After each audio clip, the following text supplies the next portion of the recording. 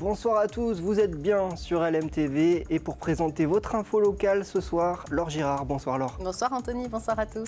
Qui vous recevez en invité ce soir? Michel Rioux est le président de l'ADS-PQI, autrement dit l'association de défense des sinistrés et de protection des quartiers inondés et inondables. Nous reviendrons sur les crues qui ont eu lieu au Mans en 95. Et puis en deuxième partie, un programme exceptionnel en lieu et place de l'interview habituelle. Dans le cadre d'un partenariat avec Formasart, le salon de l'orientation qui est désormais en biennale et qui reviendra en 2026, nous vous proposons de découvrir chaque soir une nouvelle formation. Deux nouvelles formations proposées sur notre territoire. Pascal Brulon reçoit ce soir les représentants de licence professionnelle du Mans Université. Ça sera en deuxième partie d'Au quotidien, mais tout de suite, place à l'actu.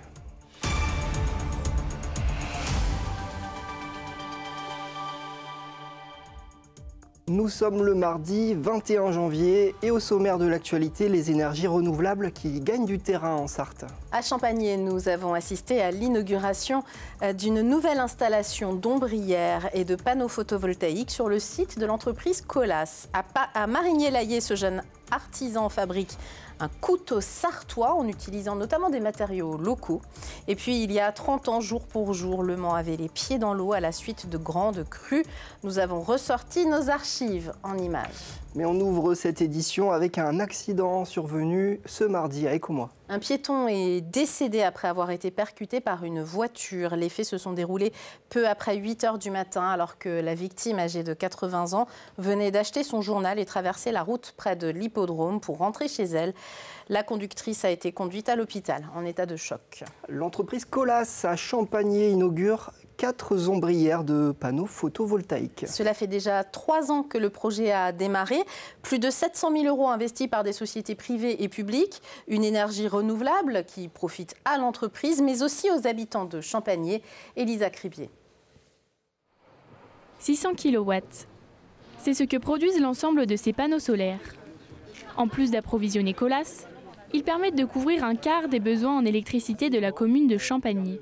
Tout ce que l'on va pouvoir récupérer comme énergie, et donc ça va être au bénéfice effectivement des dépenses d'énergie donc de la commune. Donc ça va être là aussi des économies dans le domaine donc de la consommation électrique.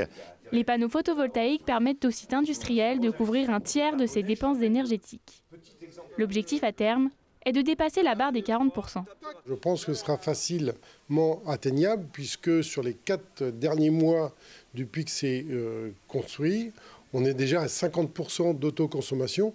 Alors bien sûr, c'est ça dépend de notre soleil qui est présent, mais il y a beaucoup de nuages en ce moment. Donc on peut espérer que s'il fait beau, ça va amplifier encore ça. Problème, l'énergie solaire ne se stocke pas. Pour optimiser son utilisation, la solution serait d'adapter sa consommation d'électricité en fonction du soleil et donc de changer nos comportements ainsi que ceux des entreprises. Ce qui est intéressant avec le photovoltaïque et le fait d'en avoir, on va peut-être réussir à faire modifier les comportements de consommation. Et c'est la même chose à la maison. C'est à partir du moment où vous savez que vous avez une surplus de production d'électricité dans votre maison, vous allez peut-être penser à allumer votre machine à laver ou votre sèche-linge ou le programmer à telle heure parce que vous savez qu'il va faire beau dans 2 heures. Une solution pérenne pour l'entreprise. En moyenne, la durée de vie d'un panneau solaire est d'une 30aine d'années. Avis aux donneurs de sang, les 24 heures du don du sang changent de lieu. La 10e édition de l'événement devait avoir lieu au stade Marie-Marvin. Elle est prévue le mercredi 5 février. La date ne change pas, mais comme c'est le lendemain du match de la Coupe de France entre le Mans FC et le PSG, on change de lieu, effectivement. Si vous avez réservé votre créneau, pas de panique, vous êtes invité à vous rendre au Welcome du circuit des 24 heures du Mans, autre lieu prestigieux pour donner son sang. Entrée en voiture par le Technoparc, route du Chemin aux Bœufs. N'oubliez pas de prendre rendez-vous sur le site dondesang.efs.santé.fr ou sur les réseaux de l'association Cénomane, tout simplement. Et retour sur un événement que les Manceaux n'oublient pas, c'était il y a 30 ans, ces inondations. Oui, du 21 au 29 janvier 1995. La Sarthe et l'Huisne sortaient de leur lit pour des crues exceptionnelles. 114 communes sont touchées en Sarthe, dont Le Mans. L'eau était montée jusqu'à 1,20 m par endroit, quartier Euzé, quartier Australie et quartier Crétois. Nous vous proposons un document de l'époque avec les commentaires d'un ancien journaliste d'LMTV bien connu, Michael Texier, qui avait retrouvé ses archives, voilà 10 ans de cela. Les images, elles, ont bien 30 ans. Elles sont tournées par Canal 8 à l'époque, le premier nom d'LMTV Sarthe. Regardez. 25 janvier 1995, la décrue est entamée. Sur les murs, la trace du niveau atteint par la Sarthe. Dans les esprits, le souvenir encore vif de la brusque montée des eaux. Nous, on était pris de court en 12 heures à peu près. On l'a vu monter, puis trop tard. D'abord, il y avait des trucs trop lourds pour déplacer soi-même. Puis le temps que tout le monde réagisse, tout le monde s'affolait aussi en même temps. C'était passé par-dessus le mur mardi matin, là-bas à gauche. Oui. Jamais vu ça. C'est désolant. Puis on peut rien faire. Malheureusement, c'est le feu, on l'arrête, mais pas l'eau. José Rubara, là, il y avait un gars, là, un jeune, là, ça fait 2 semaines qu'il avait fini sa maison. Il a tout fait par lui-même. Là, c'est... Enfin, on n'y peut rien. Plus qu'à attendre. Avec plus d'1 mètre d'eau dans les maisons, les dégâts sont considérables pour les habitants, sonnés, en colère même. Ça monte à une cadence. C'est quand même anormal que les services qu'on ait avec les méthodes qu'on a maintenant, personne ne peut te dire. Monter 3 rondes par pain. Ouais, avec les moyens actuels, personne ne peut te dire quand est-ce que ça va s'arrêter de monter. Mais la crue laisse un répit. Les Manceaux évacués retournent chez eux, chercher ce qui peut encore être sauvé, aidés par des pompiers, des voisins. On s'entraide les uns aux autres, puis on essaie de faire pour le mieux. Bien sûr. On va baisser un peu. Tu crois que ça va remonter? Hein? Tu crois que ça va remonter? Ça va remonter. Pour l'instant, on ne peut pas savoir. Angoisse des habitants et météo incertaine. Chacun s'équipe de parpaings pour tenter de se protéger d'une éventuelle remontée des eaux. En Sarthe, 114 communes furent touchées, 3300 maisons inondées. La crue du Loir a fait 2 morts à Luché-Pringé. Et on continue à revenir sur ces inondations de 1995 avec Michel Rioux. C'est le président de l'association de défense des sinistrés et de protection des quartiers inondables.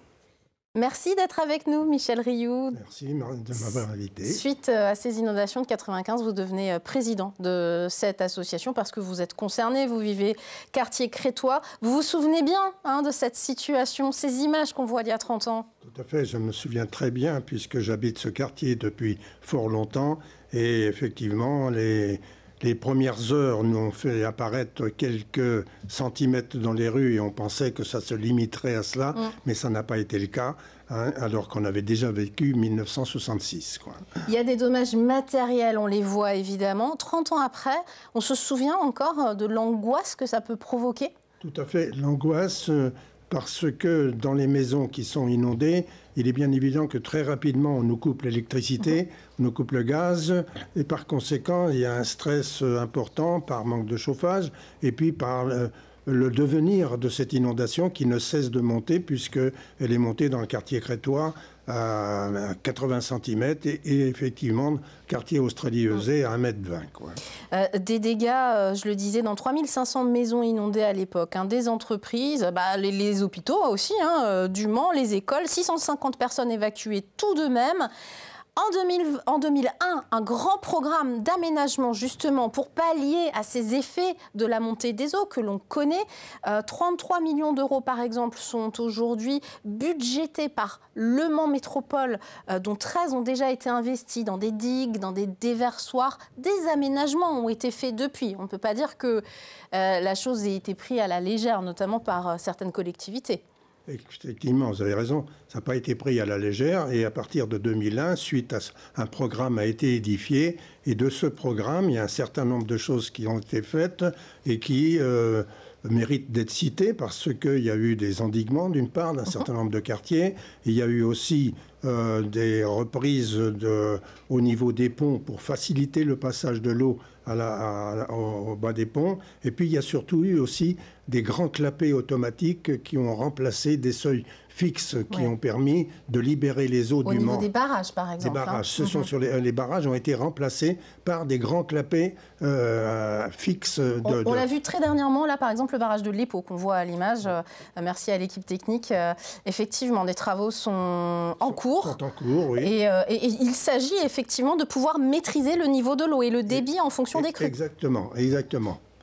Et ces travaux-là, et il y a eu également aussi des travaux sur les réseaux d'assainissement qui se rejettent dans la rivière pour mettre des clapets de façon à retenir les eaux ou à les libérer suffisamment tôt pour que ça ne provoque pas ces réseaux eux-mêmes des inondations. Des projets également immobiliers qui ont été évités parce qu'on estime que c'est trop dangereux pour les habitations. Il y a beaucoup de choses qui sont prises en compte. Néanmoins, évidemment, il reste encore beaucoup à faire pour votre association. Dans quel domaine ? Alors, dans les domaines, très justement, de curage des rivières, parce que c'est un grand dossier, ça, qui n'a pas été entrepris du tout, pour la bonne raison, c'est que non seulement il faudrait curer une fois, mais il faudrait peut-être répéter l'opération tous les 2 ou 3 ans.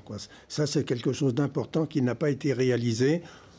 On considère donc que pour le moment, si on regarde les chiffres qui étaient envisagés et les travaux qui ont été envisagés, il y a à peu près 45% des travaux qui ont été réalisés dans ces aménagements locaux. Parce qu'il faudrait penser les choses, à votre sens, plus en amont.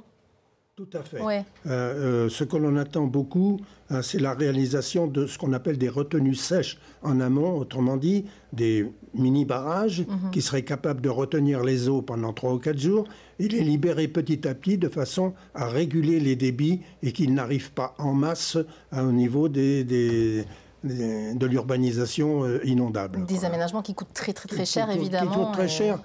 Mais pas seulement. Il n'y a pas que le fait de coûter très cher, parce qu'il y a des aides de l'État dans ce domaine qui pourraient satisfaire les besoins financiers, mais il y a aussi des objections de la part des populations hébergeantes qui ne souhaitent pas que l'on installe des barrages de ce type-là, pensant, on leur dit bien que ça ne retiendrait les eaux que pendant quelques jours, mais ils craignent que ça devienne des retenues permanentes. Donc, une difficulté à obtenir le consentement, et de nos jours, c'est très important. Sans compter, et je terminerai là-dessus, qu'évidemment, la question du climat et du réchauffement climatique, c'est contre-intuitif, mais ça assèche et en même temps, ça provoque des crues importantes. Dernière question, vous craignez une crue centenale qui pourrait être vraiment importante? On craint une crue centenale, et cette crue centenale multiplierait par 2 les espaces qui ont été urbanisés et qui étaient inondables en 1995. Donc c'est quand même très inquiétant. Et pire peut-être que la crue centenale, pourquoi pas une crue millénale, parce que ça s'est produit dans le nord d'Atin. Et là, c'est 37 000 habitants de l'agglomération mancelle qui seraient concernés. Donc pratiquement le tiers de la population. Donc un événement qui serait vraiment redoutable.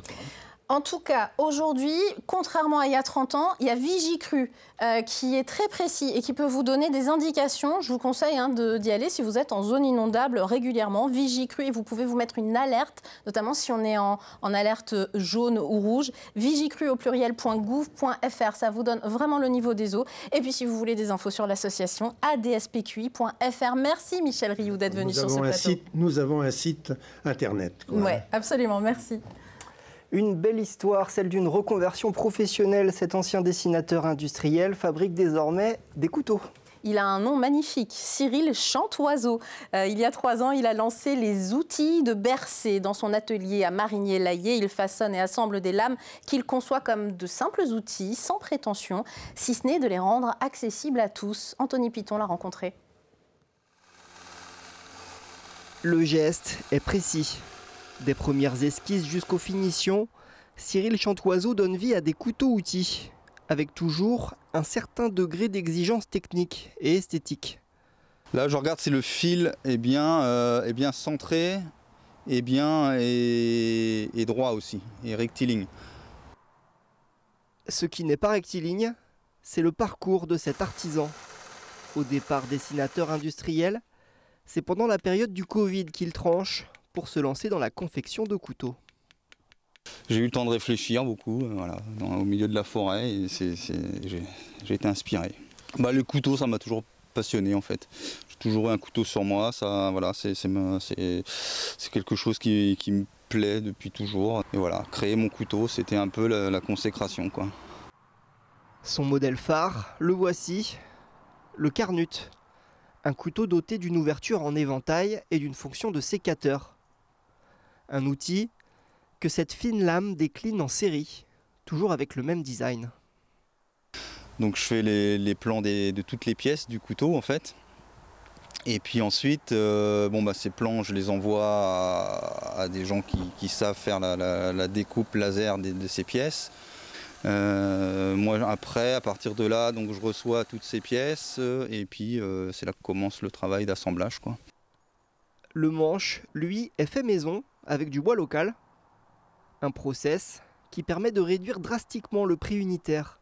50 € environ pour ce couteau sartois.